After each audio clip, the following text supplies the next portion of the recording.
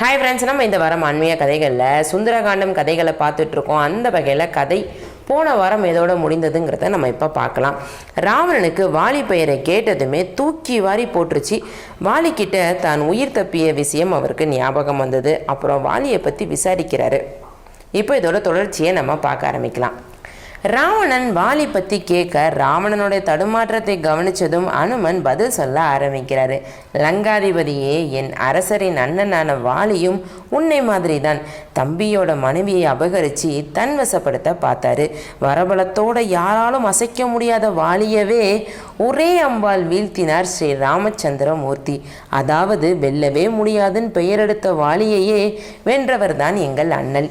இப்போ வாலியும் இல்லை, அவனால் ஏற்பட்ட தொல்லைகளும் இல்லை. கிஷ்கிந்தையின் அரசர் சுக்ரீவன், இளவரசர் அங்கதன், நான் அமைச்சர், எல்லாமே ஸ்ரீ ராமச்சந்திர மூர்த்தியால் தான். விளையாட்டை சுற்றிட்டு இருந்த நான் கூட என்னையும் என் சக்தியையும் உணர்ந்தது ராமநாமத்தால் தான்.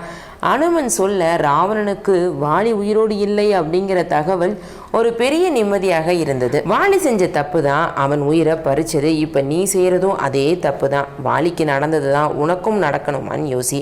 உன் வீரர்கள் என்னை கட்டி இழுத்துட்டு வரும்போது அவங்க கூட நான் அமைதியாக வந்ததுக்கு காரணம் உன்னை சந்தித்து புத்தி சொல்லணுங்கிறது தான். தங்கம் போல உன் தேகம் ஜொலிக்குதே, பயன் என்ன? மாதா சீதையை கடத்தி உன் புத்தி தான் இருளாயிருச்சே. நல்லா யோசி. அன்னை சீதையை திரும்ப ஒப்படைச்சிடு. ராமரும் உன்னை மன்னித்து விடுவார். இல்லாட்டி அவரும் சுக்ரீவன் படையும் இந்த இலங்கையை பந்தாடிடுவாங்க. என் படையில் என்னை விட எல்லாருமே வலிமையானவங்க தான். அதுக்கு மேலே அண்ணலின் பானம் வலிமையானது.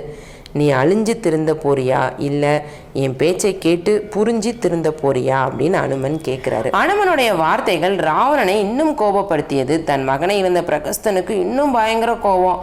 அனுமன் முன்னாடி போய், ஏய் குரங்கே, யாருக்கு யார் அறிவுரை சொல்கிறது? நேருக்கு நேராக வர தைரியம் இல்லாமல் இரவில் வந்துட்டு, அதுவும் எங்களில் நிறையா பேரை கொன்னுட்டு இப்போ கைதியாக நிற்கும் போது கூட அடங்கி நிற்கிறியா? உன் வாளாலேயே சிம்மாசனம் போட்டு எவ்வளவு சேட்டைகள்! நீ பேசுகிறத கேட்குறதுக்காக இங்கே உன்னை நாங்கள் கூட்டு வரல, உன்னை தண்டிக்கிறதுக்காக தான் கைது செஞ்சு கூட்டு வந்தோம். உன் தலையை துண்டிக்கிறது தான் சரியான தண்டனையாக இருக்கும்னு பிரகஸ்தன் சொல்ல, ராவணனும் ஆமாம் அப்படியே ஆகட்டும் அப்படின்னு ராவணனும் உத்தரவிடுறாரு. அதுவரை பேசாத விபீடனன் வேகமாக எந்திரிச்சு அவசரம் வேண்டாம் அப்படின்னு சொல்கிறாரு. எல்லாருமே அதிர்ச்சியோட விபீடனை பார்க்குறாங்க. ராவணனுமே அதிர்ச்சியோட பார்க்குறாரு. அனுமனை தண்டிச்சாங்களா இல்லை விபீடன் சொன்னதை கேட்டாங்களாங்கிறத அடுத்த வார கதையில் பார்த்து நம்ம தெரிஞ்சுக்கலாம். இந்த வீடியோவை இப்போ தான் புதுசாக பார்க்குறீங்க அப்படின்னா ஏற்கனவே 37 பகுதி இருக்குது, டிஸ்கிரிப்ஷனுக்குள்ளே கொடுத்துருக்கேன். போய் பார்த்து சுந்தரகாண்டம் கதைகளை ஃபுல்லாக தெரிஞ்சுக்கோங்க. அப்படியே இந்த வீடியோவை உங்கள் ஃப்ரெண்ட்ஸ் கூட ஷேர் பண்ணுங்கள். விருதை பொண்ணு சேனலை சப்ஸ்கிரைப் பண்ணுங்கள். நன்றி, வணக்கம்.